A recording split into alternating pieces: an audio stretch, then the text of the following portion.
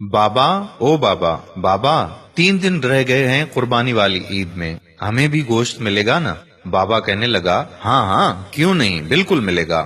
بچی کہنے لگی بابا لیکن پچھلی عید پر تو کسی نے بھی ہمیں گوشت نہیں دیا تھا، اب تو پورا سال ہو گیا ہے گوشت دیکھے ہوئے بھی۔ بابا نے کہا نہیں شازیہ، اللہ نے ہمیں بھوکا تو نہیں رکھا نا، میری پیاری بیٹی، ہر حال میں اللہ کا شکر ادا کرنا چاہیے۔ ڈاکٹر صاحب قربانی کے لیے بڑا جانور لے کر آئے ہیں اور ماسٹر جی بھی تو بکرا لے کر آئے ہیں نا، ہم غریبوں کے لیے ہی تو قربانی کا گوشت ہوتا ہے، امیر لوگ تو سارا سال گوشت ہی کھاتے ہیں۔ خیر، آج عید قربان پر مولوی صاحب بیان فرما رہے ہیں کہ قربانی میں غریب مسکین لوگوں کو نہیں بھولنا چاہیے، ان کے بہت حقوق ہوتے ہیں۔ شازیہ کا باپ بھی نماز ادا کر کے گھر پہنچ گیا۔ گھنٹہ بھر انتظار کرنے کے بعد شازیہ بولی کہ بابا ابھی تک گوشت نہیں آیا۔ بڑی بہن رافیہ بولی چپ ہو جاؤ شازی، بابا کو تنگ کیوں کر رہی ہو؟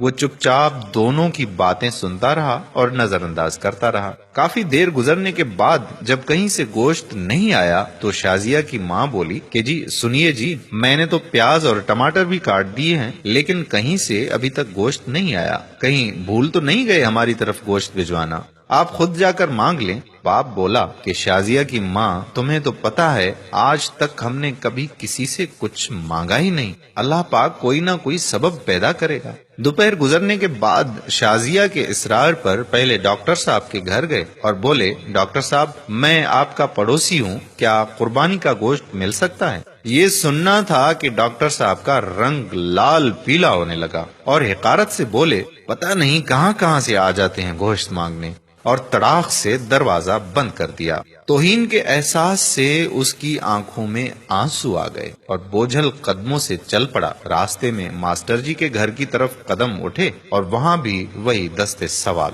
ماسٹر جی نے گوشت کا سن کر عجیب سی نظروں سے دیکھا اور چلے گئے۔ تھوڑی دیر بعد باہر آئے تو شاپر دے کر جلدی سے اندر چلے گئے، جیسے اس نے گوشت مانگ کر بڑا گناہ کر دیا ہو۔ گھر پہنچ کر دیکھا تو صرف ہڈیاں اور چربی۔ خاموشی سے اٹھ کر کمرے میں چلے گئے اور خاموشی سے رونے لگے۔ بیوی آئی اور بولی کہ کوئی بات نہیں، آپ غمگین نہ ہوں، میں چٹنی بنا لیتی ہوں۔ تھوڑی دیر بعد شازیہ کمرے میں آئی اور بولی بابا ہمیں گوشت نہیں کھانا، میرے پیٹ میں ویسے بھی درد ہو رہا ہے۔ یہ سننا تھا کہ آنکھوں سے آنسو گرنے لگے اور پھر پھوٹ پھوٹ کر رونے لگے، لیکن رونے والے وہ اکیلے نہیں تھے، دونوں بچیاں اور بیوی بھی آنسو بہا رہے تھے۔ اتنے میں پڑوس والے اکرم کی آواز آئی جو سبزی کی ریڑھی لگاتا تھا۔ انور بھائی دروازہ تو کھولو۔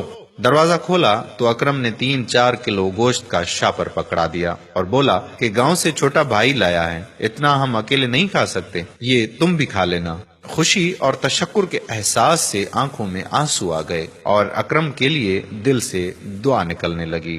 گوشت کھا کر ابھی فارغ ہوئے ہی تھے کہ بہت زور کا طوفان آیا، بارش شروع ہو گئی، اس کے ساتھ ہی بجلی بھی چلی گئی۔ دوسرے دن بھی بجلی نہیں آئی، پتہ کیا تو معلوم ہوا کہ ٹرانسفارمر جل گیا ہے۔ تیسرے دن شازیہ کو لے کر وہ باہر کہیں جا رہے تھے تو دیکھا کہ ماسٹر جی اور ڈاکٹر صاحب بہت سا گوشت باہر پھینک رہے تھے جو بجلی نہ ہونے کی وجہ سے خراب ہو چکا تھا اور اس پر کتے جھپٹ رہے تھے۔ شازیہ بولی کہ بابا کیا کتوں کے لیے قربانی تھی؟ وہ شازیہ کا چہرہ دیکھتے رہے اور ماسٹر جی اور ڈاکٹر صاحب نے یہ سن کر گردن جھکا لی۔ خدا را احساس کریں غریب اور مسکین لوگوں کا۔ یہ صرف ویڈیو ہی نہیں، اپنے آس پاس خوددار مساکین کی ضرورتوں سے ہمہ وقت آگاہ رہنے کی آپ سے درخواست بھی ہے۔ اس قربانی پر اپنے پڑوس میں خوددار مساکین کو بھی ضرور اس کا حصہ دیں تاکہ وہ آپ کے لیے دعا گو ہوں۔